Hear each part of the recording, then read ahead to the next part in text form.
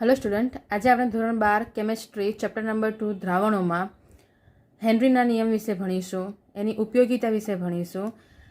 સૌથી પહેલાં વાત કરીએ તો આગળના લેક્ચરમાં આપણે ભણી ગયા કે જ્યારે એક વાયુમય દ્રાવ્ય હોય અને એને તમે એક પ્રવાહી દ્રાવકમાં ઓગાળો છો તે વખતે એમના ઉપર થતી તાપમાન અને દબાણની અસર વિશે આપણે વાત કરી। દબાણમાં આપણે કહી દીધું એ પ્રમાણે કે વાયુરૂપ પ્રણાલી હોય, એ વાયુરૂપ પ્રણાલીમાં તમારી પાસે જ્યારે વાયુરૂપ દ્રવ્ય છે તો એ વાયુરૂપ દ્રવ્યમાં જ્યારે પ્રવાહી દ્રાવક ઉમેરો છો, અથવા તો ઊંધું કહી શકો છો કે વાયુરૂપ દ્રાવ્યને પ્રવાહી દ્રાવકમાં ઉમેરો છો તે વખતે એના ઉપર દબાણની મેક્સિમમ અસર થાય છે, કારણ કે દબાણની અસરના કારણે જ વાયુરૂપ દ્રાવ્ય જે છે એ પ્રવાહી દ્રાવકમાં ઇઝીલી ઓગળશે। આ જ ઘટના દરમિયાન જ્યારે તાપમાનની વાત કરીએ તો તાપમાન અહીંયા તમને તાપમાનનો વધારો જે છે એ એની દ્રાવ્યતામાં ઘટાડો કરે છે। એનું કારણ છે જ્યારે તમે એક વાયુરૂપ દ્રાવ્યને પ્રવાહીમાં મિક્સ કરવાનો ટ્રાય કરો છો તે વખતે વાયુ સ્વરૂપ, એટલે કે જો ઉદાહરણ લઈએ કે HCl ગેસ છે, એ HCl ગેસ જ્યારે બને છે ત્યારે ઓલરેડી એનું ઊંચું તાપમાન હોય છે અને એ ઊંચા તાપમાને જ જો તમે HCl ગેસને હજુ વધારે ગરમી આપો છો, વધુ ગરમી આપો અને પછી તમે એને પાણીમાં ઓગાળવાનો ટ્રાય કરશો તો એ વસ્તુ થવાની નથી।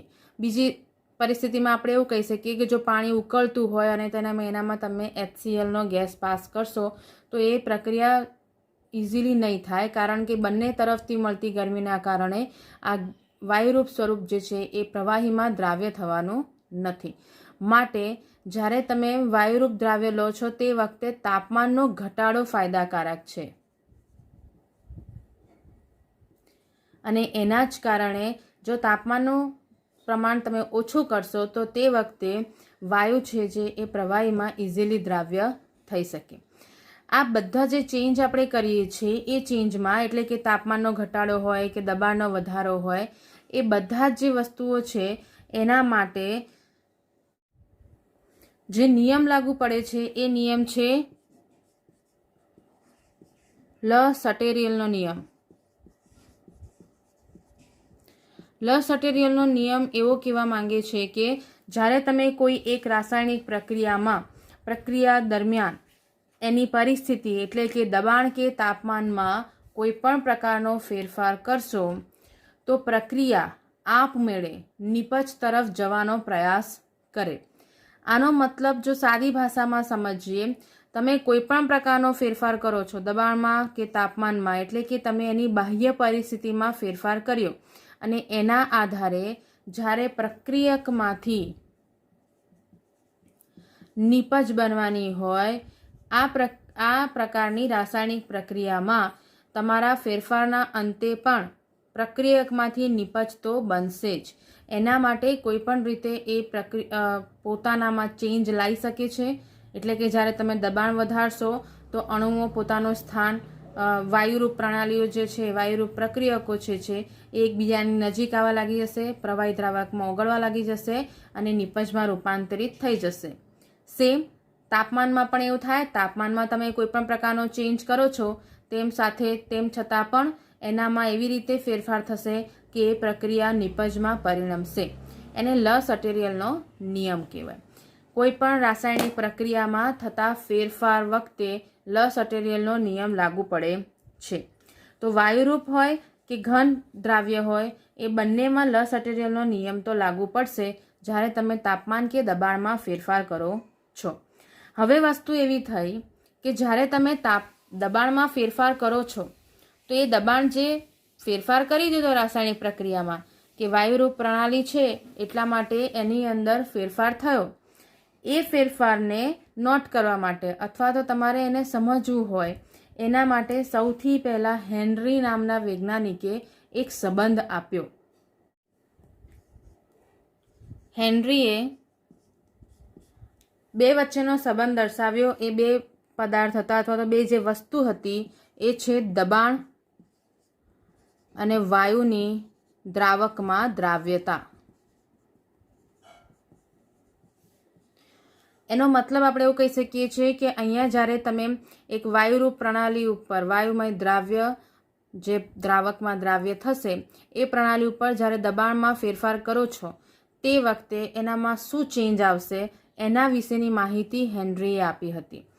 આ જે સંબંધ મેળવ્યો એ સંબંધમાં એને એવું કીધું કે અચળ તાપમાને, એટલે ટેમ્પરેચર છે એ આપણે અચળ રાખી દઈએ છીએ, અચળ તાપમાને પ્રવાહીમાં વાયુની દ્રાવ્યતા દ્રાવણની સપાટી પર રહેલા વાયુના આંશિક દબાણના સમપ્રમાણમાં હોય છે. તો સૌથી પહેલાં આપણે સમજીએ કે આંશિક દબાણ કોને કહેવાય. સાદું સિમ્પલ મારી પાસે આ પ્રવાહી છે જે એક દ્રાવક તરીકે વર્તશે અને એની અંદર હું એડ કરું છું વાયુ. જ્યારે વાયુને હું આ પ્રવાહી દ્રાવકમાં ઓગાળવા માટે પાત્રની અંદર નાખીશ તે વખતે પાત્રની સપાટી ઉપર આ વાયુના અણુઓ એકબીજા સાથે અથડાવાના કારણે જે આ સપાટી છે એ સપાટી ઉપર એક દબાણ ઉત્પન્ન થશે. એ દબાણ આ વાયુના અણુઓ દ્વારા આપવામાં આવે છે જેને શું કહેવાશે? આંશિક દબાણ, જેને સ્મોલ p વડે દર્શાવાય છે. આ આંશિક દબાણ એવું છે કે જે વાયુના અણુઓના આધારે પાત્રની સપાટી ઉપર, અથવા તો તમે એવું પણ કહી શકો છો કે અહીંયા જે વાયુરૂપ દ્રાવ્ય છે, વાયુરૂપ દ્રાવક છે એના ઉપર પણ, એની સપાટી ઉપર પણ આ વાયુના અણુઓનું એક આંશિક દબાણ ઉત્પન્ન થાય છે.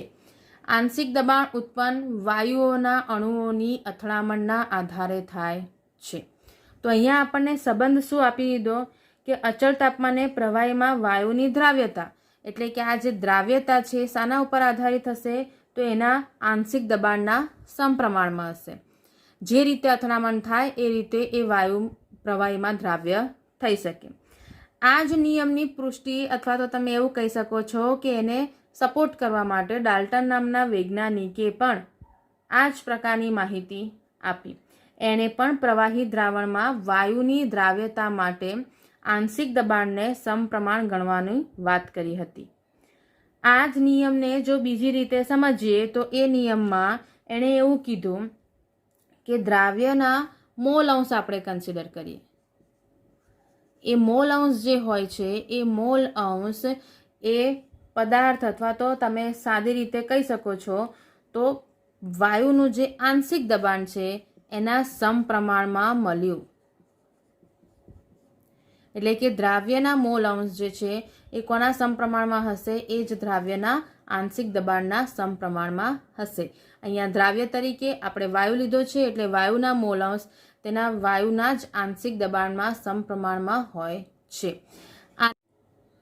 આ જ સંબંધને જો આપણે સૂત્ર તરીકે લખીએ તો આંશિક દબાણ એટલે શું થઈ જશે? p. મોલ અંશ એટલે શું થઈ જાય? x. આ જો ચલેની સાઇન મારે દૂર કરવી હોય તો એ ચલેની સાઇન હું જો દૂર કરું અને એની જગ્યાએ હું બરાબર લખીશ તો ત્યાં એક અચળાંક આવી જશે જેને નામ આપીશું kh. આ kh જે છે એ બીજું કશું જ નહીં, એ હેનરીનો અચળાંક છે.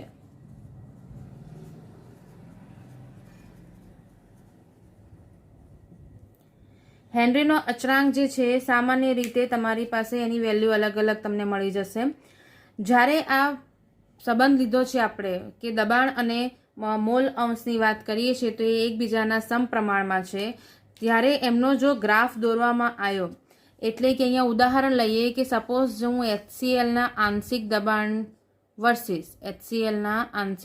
વર્સિસ એના મોલ અંશનો ગ્રાફ દોરું છું તો એ ગ્રાફ મને 0 લાઇનમાંથી પસાર થતો સ્ટ્રેટ મળશે, જેને આપણે બીજી ભાષામાં કહી શકીએ છીએ કે અહીંયા એનો સુરેખ આલેખ મળશે જે દર્શાવે છે કે તમને અહીંયા એક અચળ સંખ્યા મળી શકશે. સમાન તાપમાને અને જુદા જુદા વાયુઓને આધારે kHના મૂલ્યો બદલાતા રહે છે, કારણ કે આપણે પહેલાં જ વાત કરી અહીંયા મોલ અંશ કોના કન્સિડર કર્યા છે? દ્રાવ્યના. જો દ્રાવ્ય બદલાય તો સીધી સિમ્પલ વસ્તુ છે kHની વેલ્યુ પણ બદલાશે. આ જે પ્રોસેસ થઈ છે એ પ્રોસેસમાં તમારી પાસે હેનરીના અચળાંક આધારિત હેનરીનો નિયમ મળી ગયો, જે સૂત્ર છે p = kh × x. આ સમીકરણની અંદર આ સમીકરણ ઉપરથી તમે એવું સાબિત કરી શકો છો કે જ્યારે આંશિક દબાણ અને એના મોલ અંશ વચ્ચેનો સંબંધ હોય તો જો હું કેએચને સૂત્ર કરતાં કરું તો મને એની વેલ્યુ મળશે P/X. આ રીતે જ્યારે કેએચની વેલ્યુ શોધવામાં આવી તો અહીંયા એવું કહી શકે છે કે જો કેએચનું મૂલ્ય ઊંચું થાય તો દ્રાવ્યની સાંદ્રતા અથવા તો દ્રાવ્યની દ્રાવ્યતા જે છે એ ઓછી થશે. સીધી સિમ્પલ સી વસ્તુ છે, તમને દેખીતી દેખાય છે કે અહીંયા મોલ અંશ છેદમાં છે. જો આ કિંમત નાની હોય તો કેએચની કિંમત મોટી થાય, જો આ કિંમત મોટી હોય તો કેએચની કિંમત ઓછી થશે. આમ જો કેએચની કિંમત વધુ હોય તો સીધી વસ્તુ છે દ્રાવ્યતા કેવી હશે? ઓછી છે. અને જો કેએચનું મૂલ્ય ઓછું છે તો દ્રાવ્યતા શું થઈ? વધારે થાય. આ જે સંબંધ દર્શાવે છે એના જ આધારે તમે બીજો સંબંધ કન્સિડર કરી શકો છો અથવા તો તમે તાપમાનને પણ એને જોઈ શકો છો કે અહીંયા તમને કેએચની વેલ્યુના આધારે તમને વાયુરૂપ દ્રાવ્યની દ્રાવ્યતાનો કોન્સેપ્ટ ખબર પડી જાય. તમે જાણી શકો છો કે કયો વાયુ કેટલા પ્રમાણમાં દ્રાવ્ય થઈ શકે. આ ઉપરાંત જ્યારે એને તાપમાન સાથે કમ્પેર કરવામાં આવ્યો તો અહીંયા તાપમાનના વધારા સાથે કેએચની વેલ્યુ વધે છે. શાનાથી વધે? જો તાપમાન વધે છે તો કેએચ પણ વધે છે. અને જો કેએચ વધે છે એનો મતલબ કે દ્રાવ્યતા ઘટે છે. તો આ જે સંબંધ મળે છે એના ઉપરથી તમે એક વસ્તુ નોટ કરી શકો છો કે જો મારે દ્રાવ્યતામાં ઘટાડો કરવો હોય તો તાપમાનમાં વધારો કરવો પડે. એના કરતાં ઊંધું, જો મારે દ્રાવ્યતા વધારવી હોય તો તાપમાન મારે ઘટાડવું પડે. આ રીતના સંબંધ દર્શાવતા તમારી પાસે MCQs પૂછાય છે તો ત્યારે તમારે એને ધ્યાન રાખવાનું કે જ્યારે કઈ વસ્તુ વધે છે તો સામેવાળી વસ્તુમાં વધારો થાય છે કે ઘટાડો એ આપણને ખબર પડવી જોઈએ. અહીંયા તાપમાન વધશે તો કેએચ વધશે, કેએચ વધશે તો દ્રાવ્યતા ઘટે. આના કરતાં રિવર્સ પ્રોસેસ પણ આપણને ખબર હોવી જોઈએ. કેએચના આધારે આ જે તમારી સામાન્ય રીતે લેવા જાઓ છો તો હેનરી અચળાંક જે છે એ હેનરી અચળાંકની વેલ્યુ બદલાય છે. એના રિલેટેડ માહિતી તમને તમારી બુકમાં કોઠા સ્વરૂપે આપી છે પણ એને યાદ રાખવાની જરૂર નથી, તમે ખાલી એને જોઈ શકો છો. આ જે કોન્સેપ્ટ મળ્યો છે એનામાં તાપમાનનો વધારો આપણા માટે એટલે કે આ પ્રણાલી માટે ફાયદાકારક નથી એવી આપણને સાબિતી મળી. એટલા માટે જ જળચર પ્રાણીઓ જે છે એ જળચર પ્રાણીઓ ઠંડા પાણીમાં વધુ અનુકૂળતા ધરાવે છે. કમ્પેરિઝનમાં ગરમ પાણી કરતાં ઠંડુ પાણી એમના માટે વધુ ફાયદાકારક છે. એનું કારણ જ છે કે પાણીનું ટેમ્પરેચર ઓછું હશે તો ઓક્સિજનની દ્રાવ્યતા વધારે રહેશે અને એ લોકો આસાનીથી ઓક્સિજનને શ્વસનમાં લઈ શકશે. આ જે વસ્તુ થઈ છે એના આધારે આપણને એક માહિતી મળી ગઈ કે હેનરી જે નિયમ આપ્યો છે એ નિયમના આધારે આપણે ઘણી બધી જગ્યાએ આ વાયુરૂપ પ્રણાલી અથવા તો વાયુરૂપ દ્રાવ્ય જે છે એ વાયુરૂપ દ્રાવ્યના એક પ્રવાહી દ્રાવકમાં ઓગાળવાથી બનતા દ્રાવણની ઉપયોગિતા સમજી શકીએ છીએ.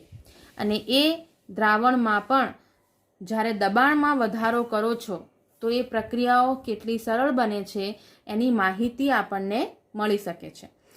તો શરૂઆત કરીએ એ છે હેનરીના નિયમની ઉપયોગિતા. જ્યારે હેનરીના નિયમની વાત કરીએ તો હેનરીનો નિયમ આપણે સમજી ચૂક્યા છે. એ દબાણ વિશેની માહિતી આપે છે. એ દબાણ વિશેની માહિતીમાં જ્યારે આપણે એના ઉપયોગોની વાત કરીએ તો સૌથી પહેલું જે ઉપયોગ આપી દીધો છે એ છે સોડા વોટર.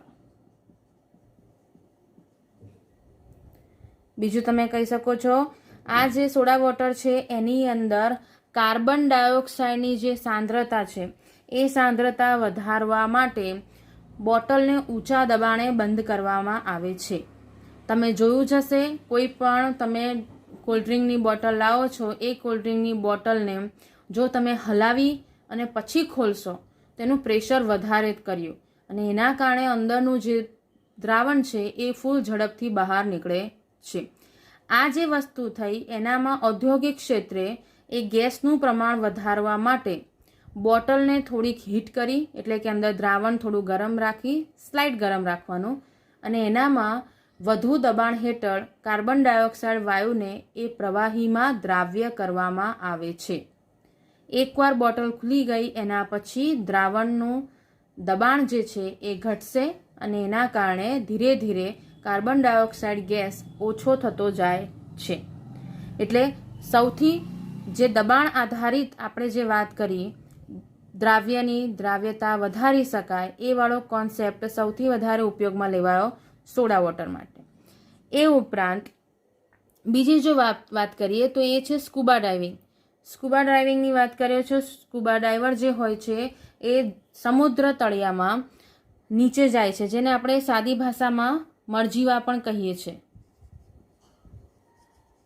સ્કૂબા ડ્રાઈવર્સ આ જે છે એની અંદર એ લોકો ઊંચા દબાણે જ્યારે શ્વસન કરે છે જમીનની સમુદ્રની તળેટીમાં, તે વખતે ઓગળેલા વાયુઓની ઊંચી સાંદ્રતા સાથે એમને મેળ પાડવો પડે છે. સામાન્ય રીતે આપણે જે શ્વસન પ્રક્રિયા કરીએ છીએ જે ખુલ્લા વાતાવરણમાં, એની સાપેક્ષમાં પાણીની અંદર એ શ્વસન ક્રિયામાં ફરક પડી જાય. દબાણનો વધારો લોહીમાં વાતાવરણીય વાયુઓની દ્રાવ્યતા વધારે છે.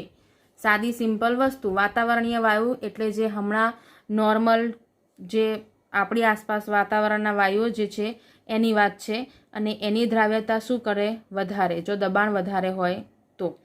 જ્યારે મરજીવો એટલે કે તમારું સ્કૂબા ડાઇવર જે છે એ સપાટી ઉપર આવે છે ત્યારે એ દબાણ ધીરે ધીરે ઘટતું જાય છે. આમ ઓગળેલા વાયુઓને જ્યારે એ બહાર મુક્ત કરે છે તે વખતે એના લોહીમાં નાઇટ્રોજનના પરપોટા ઉત્પન્ન થાય છે, અને એ જે પરપોટા ઉત્પન્ન થાય છે એ શરીરની જે એકદમ ઝીણી ઝીણી નસો હોય છે, જેને આપણે કેશવાહિનીઓ કહીએ છીએ, કેસ નળીઓ કહીએ છીએ, એ નળીઓમાં જઈને એ પરપોટા એને બ્લોક કરી દે છે. અને એના કારણે આ જે થયું એને આપણે જો મેડિકલી ભાષામાં કહીએ તો એ બેન્ડ્સ તૈયાર કરે છે, અને એ આપણને ફરી પાછળથી બહુ જ પીડાદાયક નીકળે છે, કારણ કે બબલ્સ તમારા નસમાં જો ફિટ થઈ જાય છે તો એ લોહીના વહનની પ્રક્રિયામાં અવરોધ ઉત્પન્ન કરે છે. આ અટકાવવા માટે તમે જ્યારે એનામાં લોહીમાં નાઇટ્રોજનના જે પરપોટા બન્યા છે એને દૂર કરવા માટે, અથવા તો ઉત્પન્ન ના થાય એટલા માટે લોહીમાં નાઇટ્રોજનની ઊંચી સાંદ્રતા જે છે એને અવોઇડ કરવી પડે. અને અવોઇડ કરવા માટે જે ઓક્સિજનનો બાટલો એ લઈ જાય છે એની અંદર હિલિયમ વડે મંદ કરેલી હવા ભરવામાં આવે છે. આનામાં તમને એના પર્સન્ટેજ યાદ રાખવા પડશે કે 11.7% જેટલું હિલિયમ, 56.2% જેટલું નાઇટ્રોજન, 32.1% જેટલો ઓક્સિજન ભરેલી ટાંકી, એટલે કે તમારી જે સિલિન્ડર કહી શકો છો, ઓક્સિજન સિલિન્ડર આપણે એવું નોર્મલી કહેતા હોઈએ છીએ, પણ આ મરજીઓના સિલિન્ડર અને નોર્મલી હોસ્પિટલમાં વપરાતા સિલિન્ડર્સ એ બંને વસ્તુ અલગ અલગ છે. એના અંદર રહેલા વાયુઓના પ્રમાણ પણ અલગ અલગ છે, એટલે બંનેને મિક્સ કરવાના નહીં. તો જે મરજીવા જશે એ એમના સિલિન્ડર્સની અંદર આ કોમ્બિનેશન્સમાં વાયુઓ લઈ જાય છે. હિલિયમ સૌથી હલકો વાયુ છે, આપણે જાણીએ જ છે.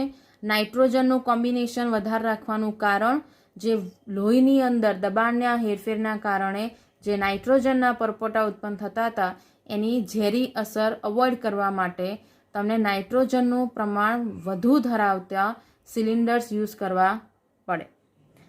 આ ઉપરાંત જ્યારે બીજી વાત કરીએ તો જ્યારે તમે કોઈ ઊંચી જગ્યાએ જાઓ છો, બરાબર છે, કોઈ ઊંચી જગ્યાએ જાઓ છો એટલે કે તમે કોઈ હિલ સ્ટેશન ગયા છે જ્યાં વધુ ઊંચાઈ છે, એ વધુ ઊંચાઈએ ઓક્સિજનની ખામી ઉત્પન્ન થાય.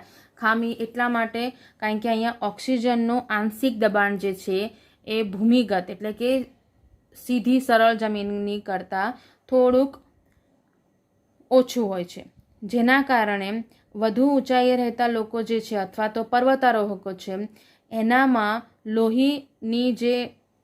લોહીમાં જે ઓક્સિજનની સાંદ્રતા જે છે એ ઓછી થતી જાય છે. આમ ઓછો ઓક્સિજન જે છે એ લોહી મારફતે શરીરમાં ફરશે, જેના કારણે તમારું શરીર જે છે એ પ્રમાણમાં થોડુંક વીક થતું જાય. આ જે છે એને તમે એનોક્સિયા તરીકે ઓળખી શકો છો, જેનામાં ઓક્સિજનની ઓછી હાજરીના કારણે તમારા શરીરના અમુક પાર્ટ્સ થોડા વર્ક કરતાં ઓછા થઈ જાય. ઓક્સિજન જો ઓછો પણ પહોંચતો હોય તો તમારા દિમાગ પર પણ એની અસર થઈ શકે છે અને બીજા ઘણા પાર્ટ્સ પર પણ એની અસર થઈ શકે છે. આમ આ જે 3 પ્રકારના તમને ઉપયોગિતા આપી છે એ ખરેખર દર્શાવે છે કે જ્યારે દબાણ બદલો છો, દબાણમાં હેરફેર થાય છે, એ દબાણમાં હેરફેર થવાના કારણે એક વાયુ જે દ્રાવ્ય તરીકે એક દ્રાવકમાં ઓગળવાનો હોય તો એનામાં પણ ફેરફાર થાય છે. કોઈકમાં તમે પ્રમાણ ઘટાડી શકો છો, કોઈકમાં પ્રમાણ વધારી શકો છો. કોઈક એવા વાયુઓને તમે ઊંચા દબાણે મિક્સ કરશો કે જેના કારણે તમને અંડર વોટર શ્વસન પ્રક્રિયા ઇઝીલી કરી શકો છો. ઊંચા તાપમાને પણ ઊંચી ઊંચાઈએ પણ તમે જ્યારે એવા દબાણની અસરના કારણે ઓક્સિજનની ઓછી વધતી હાજરી થાય છે એનામાં પણ તમારા આ નિયમ લાગુ પડે છે. અહીંયા જ્યારે પર્વતારોહકો જાય છે ત્યારે ઊંચી ઊંચાઈએ ત્યારે એનામાં પણ વાયુનું પ્રમાણ ઘટતું આપણને લાગે છે, કારણ કે હવા પાતળી થતી જાય અને એના કારણે એ લોકો પણ જે સિલિન્ડર્સ યુઝ કરે છે એના પણ કોમ્બિનેશન્સ અલગ આવે છે. આમ હેનરીનો નિયમ જે છે એ હેનરીનો નિયમ ખરેખર જોવા જાઓ તો એ આપણા રોજિંદા જીવનમાં ઘણી જગ્યાએ ઉપયોગી થાય છે કે જેટલો આંશિક દબાણ હશે એટલી એની દ્રાવ્યતા થશે. આંશિક દબાણના કદમાં વધારે ઓછું પ્રમાણ થયું છે તો એના આધારે એની દ્રાવ્યતામાં ફેરફાર થતો રહેશે. હવે આપણે હેનરીના નિયમના આધારિત દાખલાઓને સમજી લઈએ. તો સૌથી પહેલાં છે કોયડો નંબર 2.4, જેનામાં તમને એવું કીધું છે કે જો નાઇટ્રોજન વાયુને 293 કેલ્વિન તાપમાને પાણીમાંથી પસાર કરવામાં આવે તો 1 લિટર પાણીમાં કેટલા મિલીમોલ નાઇટ્રોજન વાયુ ઓગળશે. એવું ધારો કે નાઇટ્રોજન 0.987 બાર આંશિક દબાણ સર્જે છે તો N2 માટે 293 કેલ્વિન તાપમાને હેનરીના નિયમનો અચળાંક તમને આપી દીધો છે. એની વેલ્યુ છે KH = 76.48 કિલોબાર. અહીંયા સાદી સિમ્પલ તમને જેટલી વસ્તુ આપી દીધી છે એ જો લેવા જઈએ તો તમને આપી દીધું છે એક તો તાપમાન, એનામાં જ એનું આંશિક દબાણ પણ આપી દીધું છે. એ આંશિક દબાણ તમને આપી દીધું છે 0.987 બાર. આંશિક દબાણ મળી ગયું, તમને KHની વેલ્યુ મળી ગઈ છે. તો એના આધારે તમે મોલ અંશ ગણી શકો. તમને સવાલ પૂછ્યો છે કે એના કેટલા મિલીમોલ તમારે વાયુ ઓગાળવો પડશે. તો સૌથી પહેલાં તો આપણે જે આ કિલો બાર છે એને બારમાં કન્વર્ટ કરી દઈએ. તો કિલો બાર જે છે એ 76.98 ગુણ્યા 1000, તો જવાબ શું થઈ જશે 76480 બાર. મારી પાસે દબાણ પણ છે એટલા માટે હું સૂત્ર મૂકી શકું છું KH × X. તો મને X અહીંયા મળી જશે P/KH.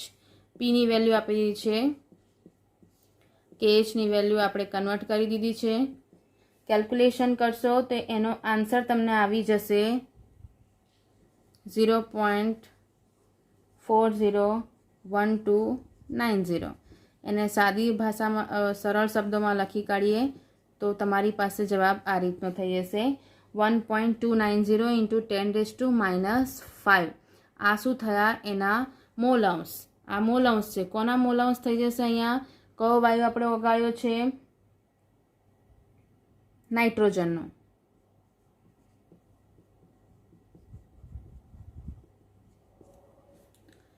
હવે તમને મોલ અંશ અહીંયા મળી ગયા છે. તમને એવું આપ્યું છે કે જ્યારે તમારી પાસે સાદું સિમ્પલ 1 લિટર પાણી છે એનો તમારે પહેલાં મોલમાં કન્વર્ઝન કરવું પડે. કારણ કે જો મારી પાસે મોલ અંશ તો અહીંયા મળી ગયા, હવે મારે એનામાંથી જો મિલી મોલ શોધવા હોય અથવા તો મોલ શોધવા હોય તો સૌથી પહેલાં મારે કુલ મોલ શોધવા પડે. તો હું અહીંયા મારી પાસે આપી દીધું છે કે 1 લિટર પાણી. 1 લીટર પાણી લઈએ તો વજન કેટલું થઈ જશે? પાણીનું વજન બરાબર 1000 ગ્રામ. માટે પાણીના મોલ બરાબર વજન છેદમાં અણુભાર. વજન છે 1000, અણુભાર છે 18, જવાબ થઈ જશે 55.5. આમ તમને આ પાણીના મોલ મળી ગયા. તમારી પાસે આ N2ના મોલ છે. તો જ્યારે તમે એને કન્સિડર કરશો કુલ મોલમાં, તો કુલ મોલમાં આપણે શું કરીશું? આ બંનેનો સરવાળો. હવે જો કુલ મોલની વાત કરીએ તો કુલ મોલ બેના મોલનો સરવાળો છે. અહીંયા સ્મોલ n જે છે એ મોલ દર્શાવે છે, તો નાઇટ્રોજનના મોલ અને પાણીના મોલ. મારી પાસે અહીંયા પાણીના મોલ છે 55.55 અથવા તો 55.5. જ્યારે તમે નાઇટ્રોજનના મોલ અંશ છે પણ એના મોલ નથી. તો હવે દેખી શકો છો કે જ્યારે એક પાણીના મોલની સંખ્યા 55.55 હોય તો સીધી સિમ્પલ વસ્તુ છે, નાઇટ્રોજનના મોલ ખૂબ જ ઓછા હશે. એટલે અહીંયા આપણે એવું લખી શકીએ છીએ કે પાણીના મોલ 55.55ની સાપેક્ષે નાઇટ્રોજનના મોલને અવગણતા. તો હવે તમે કહી શકો છો કે કુલ મોલ એ બીજું કશું જ નથી, પાણીના જ મોલ થઈ જશે, એ છે 55.5. હવે આપણે આગળ ગણ્યું તે પ્રમાણે કે તમારી પાસે નાઇટ્રોજનના મોલ અંશ હતા. તો નાઇટ્રોજનના મોલ અંશનું સૂત્ર જો આપણે લખીએ તો શું થઈ જાય? નાઇટ્રોજનના મોલ છેદમાં કુલ મોલ. મારી પાસે નાઇટ્રોજનના મોલ અંશ છે 1.29 ગુણ્યા 10⁻5. મારી પાસે નાઇટ્રોજનના મોલ નથી, પણ મારી પાસે કુલ મોલ છે 55.5. તો આના આધારે જ્યારે હું નાઇટ્રોજનના મોલ શોધીશ તો આ બંનેનો શું થઈ જશે? ગુણાકાર. કેલ્ક્યુલેશન કરશો તો એ બંનેના કેલ્ક્યુલેશનના આધારે જવાબ આવી જશે 71.659 into 10⁻⁵. આ જે વસ્તુ મળી છે એ મને શું મળ્યા? મોલ. પણ સંખ્યામાં તમને સવાલ પૂછ્યો છે, મિલી મોલમાં તમારે આન્સર કરવાના છે. મિલી મોલ એટલે શું થઈ જશે? એને ગુણ્યા તમારે 1000 કરવાના.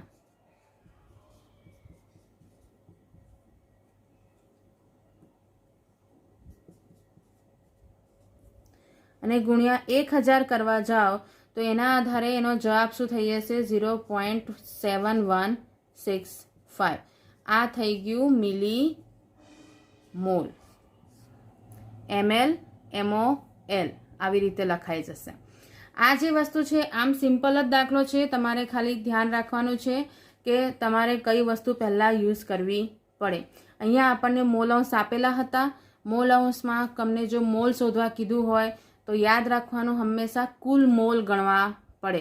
કુલ મોલ ગણાય એના પછી જ તમે એને મોલ અંશમાંથી મોલ શોધી શકો છો. હવે આનાથી આગળ લઈએ તો એ છે લખાણ સંબંધિત દાખલાઓ. લખાણ સંબંધિત દાખલાઓમાં પણ આપણે દેખી લઈએ. તો સૌથી પહેલું તમને જે આપી દીધો છે એ લખાણ સંબંધિત દાખલો છે 2.6 વાળો. 2.6ના દાખલામાં તમને કહે છે કે H2S, આ લખાણ સંબંધિત દાખલો છે. H2S એક વિષાલુ વાયુ છે જે સડેલા ઈંડા જેવી વાસ ધરાવે છે. હવે એક વસ્તુ, દાખલાઓની અંદર અમુક આપેલા પોઈન્ટ્સને ધ્યાન રાખવું, અમુક વાર MCQમાં કન્સિડર કરે છે. અહીંયા H2Sનો ઉપયોગ ગુણાત્મક પૃથ્થકરણમાં કરવામાં આવે છે ત્યારે H2Sની પાણીમાં દ્રાવ્યતા STP એ 0.195 મોલલ છે. STP એ 0.195 સ્મોલ m છે, એટલે એ શું થયું? મોલલ છે. તો હેનરી અચળાંકની ગણતરી કરવા તમને કીધું છે.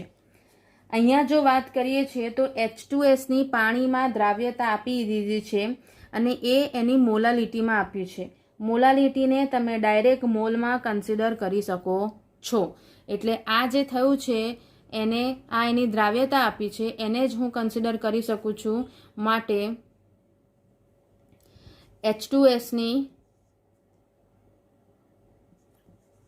H2Sના મોલ 0.195.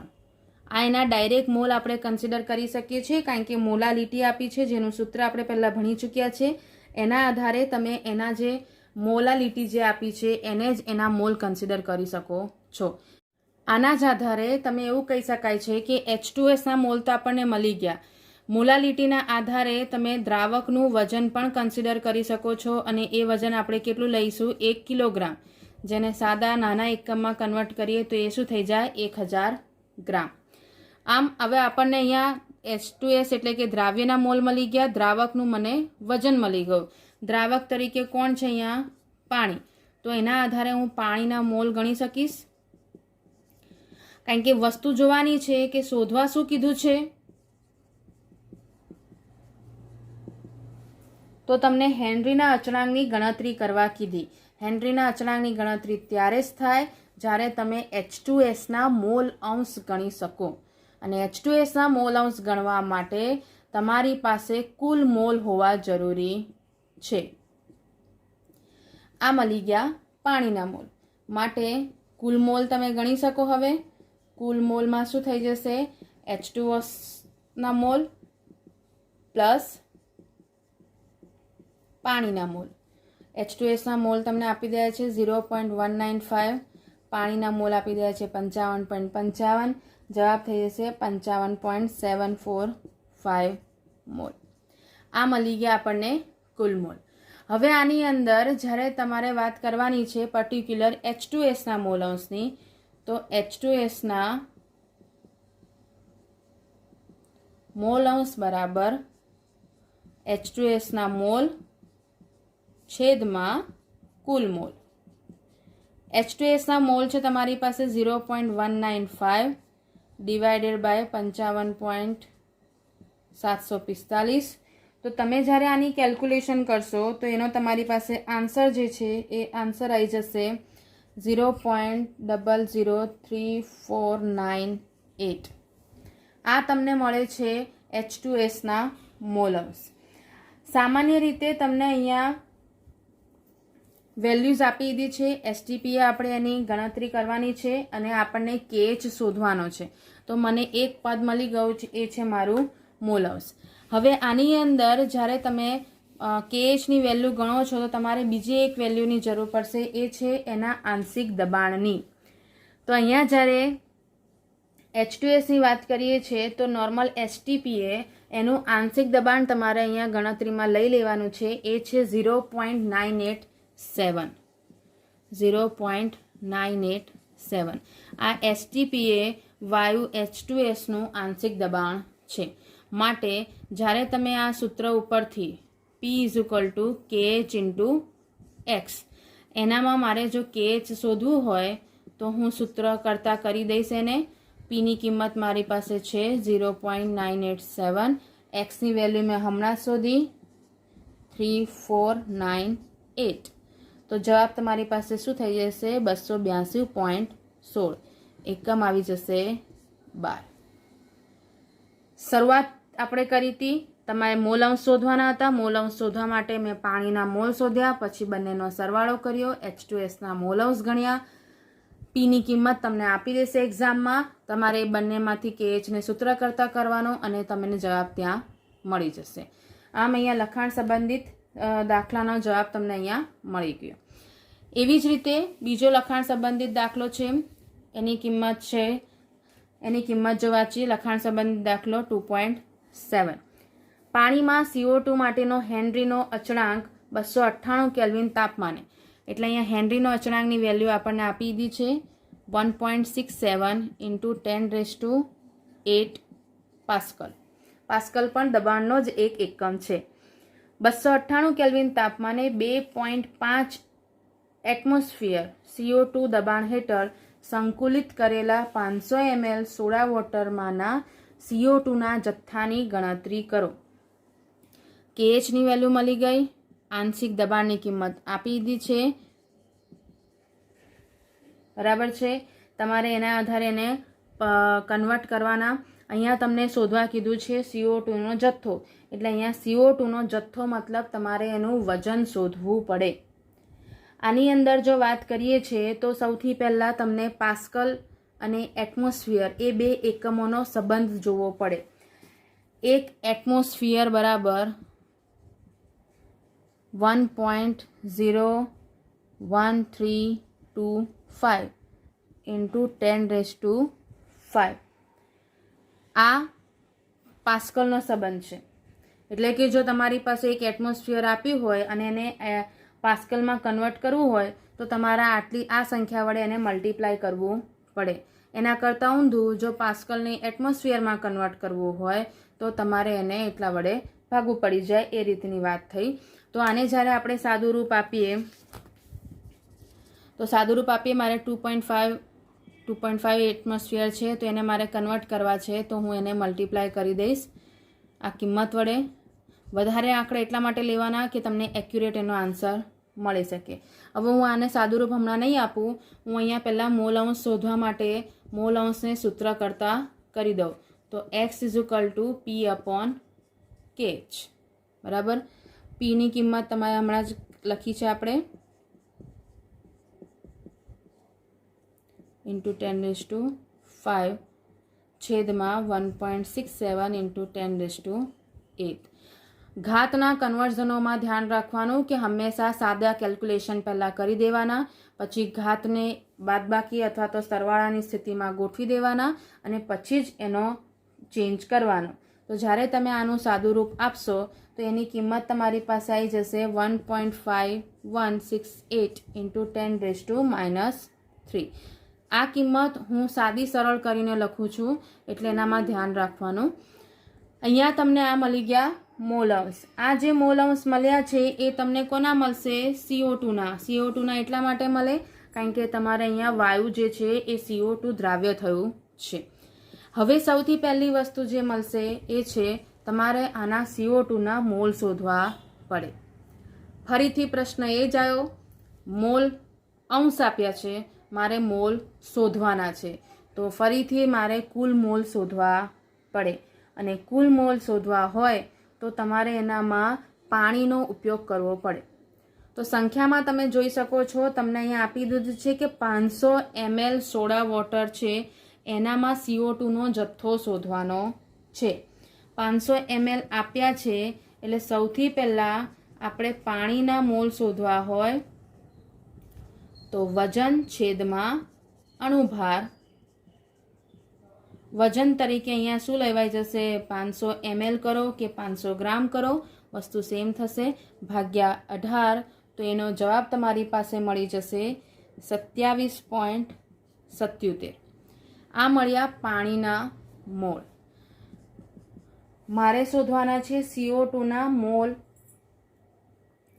અહીંયા જે તમને આપી દીધા છે મોલ અંશ CO2ના, એ CO2ના મોલ અંશ માટે કુલ મોલ જ્યારે વાત કરીશું તો ફરીથી તમારી પાસે વેલ્યુ આવી ગઈ કે 27.77. એ ખૂબ જ મોટી સંખ્યા થઈ કમ્પેરિઝનમાં CO2ના આધારે. તો અહીંયા લખી શકાય છે કે CO2ના જે મોલ છે, CO2ના મોલને પાણીના મોલની સાપેક્ષમાં અવગણતા.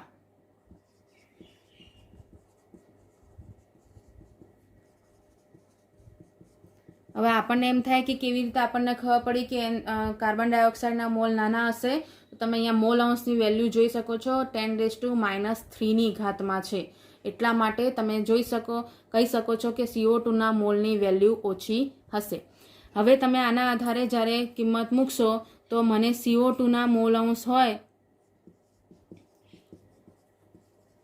એમાં શું થઈ જશે? CO2ના મોલ છેદમાં કુલ મોલ.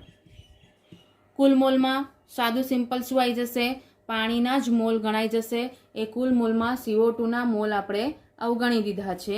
તો જ્યારે CO2ના મોલ અંશની વેલ્યુ મારી પાસે છે 1.5 10⁻³ CO2ના મોલ મારે શોધવાના છે. કુલ મોલમાં હું કોના મોલ લખી કાઢીશ? પાણીના જ મોલ લખીશ કારણ કે મેં અહીંયા CO2ના મોલને અવગણી દીધા છે. તો હવે છેલ્લે CO2ના મોલ મને મળી જશે.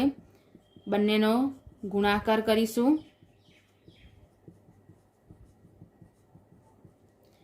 જવાબ આવી જશે. એ જવાબ છે 0.042. 10⁻³ ઘાતને આપણે અંદર ગણી લીધી છે. હવે મારે જે શોધવાનું છે એ છે એનો જથ્થો. બરાબર છે. તો CO2નું વજન મારે શોધવું હોય તો મોલની જે વ્યાખ્યા હતી, સૂત્ર હતું, એના આધારે વજનના છેદમાં અણુભાર. તો જો મારે વજન શોધવું હોય તો સાદું સિમ્પલ થઈ જશે મોલ ગુણ્યા અણુભાર. મોલ મેં શોધી લીધા છે. અણુભાર કેટલો થઈ જશે? 44. તો જવાબ કેટલો આવી ગયો? 1.848 ગ્રામ. આ જે છે એ તમને શું મળી ગયો? CO2નો જથ્થો મળ્યો, જે તમારા 500 ml સોડા વોટરમાં દ્રાવ્ય થશે ત્યારે એનો KHની વેલ્યુ 1.67 × 10⁸ પાસ્કલ હશે એવું તમે કહી શકો છો. આ થયા બંને લખાણ સંબંધિત દાખલા. હવે સ્વાધ્યાયના દાખલાની જો વાત કરીએ તો સ્વાધ્યાયનો 2.35મો દાખલો જે છે એ તમે જાતે ટ્રાય કરી શકો છો. એ સિમ્પલ છે. આપણે વાત કરીશું દાખલા નંબર 2.39ની. આ દાખલામાં કહેવા માંગે છે કે હવા જે છે એ ઘણા બધા વાયુઓના મિશ્રણથી બનેલી છે અને એમાં ઓક્સિજન અને નાઇટ્રોજનનું લગભગ કદથી અનુક્રમે તમને વજન આપી દીધું છે. આ જે છે એમાં ઓક્સિજન છે એ 20% જેટલું અને નાઇટ્રોજન જે છે એ 79% જેટલું મિશ્રણ છે. આની અંદર તમને આપ્યું છે કે આ જે કોમ્બિનેશન છે એ 10 એટમોસ્ફિયર દબાણે પાણી હવા સાથે સંતુલનમાં છે એવું આપી દીધું છે. એટલે અહીંયા ચારે જમે તમે ઓક્સિજન અને નાઇટ્રોજનના પર્સન્ટેજ આપ્યા છે એનું કમ્પેર તમારે કોની સાથે કરવાનું છે? આ 10 એટમોસ્ફિયર જે પાણીનું દબાણ છે એની સાથે સંતુલનમાં છે. તો જ્યારે તમારે આ ઓક્સિજન અને નાઇટ્રોજનનું દબાણ ગણવું હોય તો તમારે મલ્ટીપ્લાય બાય આ 10 એટમોસ્ફિયર કરવા પડે. તો જ તમને ઓરિજિનલ ઓક્સિજન અને નાઇટ્રોજનનું આંશિક દબાણ તમને મળશે. આની અંદર તમને હેનરીના અચળાંકની કિંમત પણ આપી દીધી છે. એમાં ઓક્સિજન જે છે એની વેલ્યુ આપી દીધી છે 3.30⁻⁷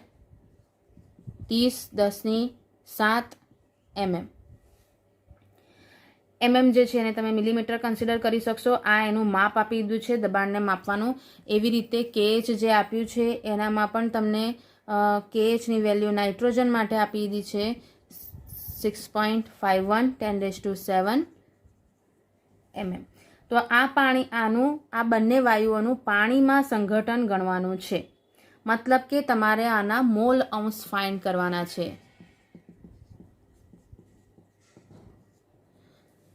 આ આપણને સંખ્યા ઉપરથી આટલી વસ્તુ ખબર પડી છે.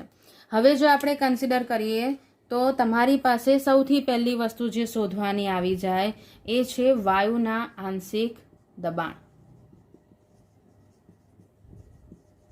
વાયુના આંશિક દબાણ શોધવા હોય તો મેં તમને કીધું એમ પ્રમાણે કે અહીંયા જે તમને આંશિક દબાણ આપ્યું છે 10 એટમોસ્ફિયર એને સૌથી પહેલાં mm એટલે કે મિલીમીટરમાં કન્વર્ટ કરવું પડે. તો એના માટે એનું કન્વર્ઝન છે 10ને મલ્ટીપ્લાય કરવા પડશે 760 mm વડે. તો જવાબ થઈ જશે 7600 mm. હવે જો આંશિક દબાણ તમારે ઓક્સિજનનું શોધવું છે તો એના જેટલા ટકા આપ્યા છે 20%. એ પ્રમાણે મારે કોની સાથે મલ્ટીપ્લાય કરવા પડશે? mmમાં, કારણ કે મારે આનું પણ કન્વર્ઝન શામાં કરી દેવાનું છે? મિલીમીટરમાં. તો 20ને મારે પહેલાં સાદી સંખ્યામાં કન્વર્ટ કરવા પડે તો ભાગ્યા શું કરવું પડે? 100. સાદું સિમ્પલ કેલ્ક્યુલેશન થઈ જશે. એનો જવાબ તમારી પાસે આવી જશે 1520 mm. આ જ પ્રક્રિયા સેમ જો હું કરું છું નાઇટ્રોજન સાથે તો 79/100 મલ્ટીપ્લાય બાય 6600, તો એનો જવાબ તમારી પાસે મળી જશે 6004 mm, 6004 mm. આમ તમે જોઈ શકો છો તમારી પાસે બે વેલ્યુઝ મળી ગઈ, બંનેના તમને આંશિક દબાણ મળી ગયા છે. હવે તમારે શું શોધવાનું છે? બંનેના મોલ. બંનેના કેએચ વેલ્યુ આપી દીધી છે. તમારે ડાયરેક્ટ સીધું સૂત્ર યુઝ કરવાનું છે કે પી એટલે કે આંશિક દબાણ is equal to KH into X. તો હું એક્સ N2 શોધવા હોય તો હું શું લખી શકું છું? પી N2 છેદમાં કેએચ N2. પી N2ની વેલ્યુ આપણે શોધી 6004. કેએચ N2ની કિંમત તમને આપી દીધી છે. બંનેનો એકમ mm હતો એ જતો રહેશે. આનો ભાગાકાર જ્યારે કરશો તો ત્યારે તમને વેલ્યુ મળશે 27 ગુણ્યા 10ની માઇનસ 7. સાદું રૂપ આપશો તો 9.22 ગુણ્યા 10ની માઇનસ 5. આ શું મળી ગયા? નાઇટ્રોજનના મોલ. એ જે આપણને વાયુનું સંઘટન શોધવા કીધું, મતલબ આ બંનેના કોમ્બિનેશન્સ તમારે ફાઇન્ડ કરવાના હતા, તો એ તમને અહીંયા મળી જાય છે. એવી રીતે XO2 ગણીએ તો PO2 છેદમાં KHO2. PO2ની કિંમત છે 1520. ઓક્સિજન માટેનો KHની વેલ્યુ છે 3.33 ગુણ્યા 10ની 7. બંનેનો ભાગાકાર કરો 460.60 ગુણ્યા 10ની માઇનસ 7. સાદું કન્વર્ઝન કરીએ તો 4.606 10⁻⁵. આ તમને ઓક્સિજનના મોલ મળી ગયા. આમ આપણે આજે હેનરીના નિયમની ઉપયોગિતા, હેનરીના નિયમ ઉપર આધારિત કોયડાનો દાખલો, લખાણ સંબંધિત દાખલો અને સ્વાધ્યાયના દાખલા જે કમ્પ્લીટ કર્યા.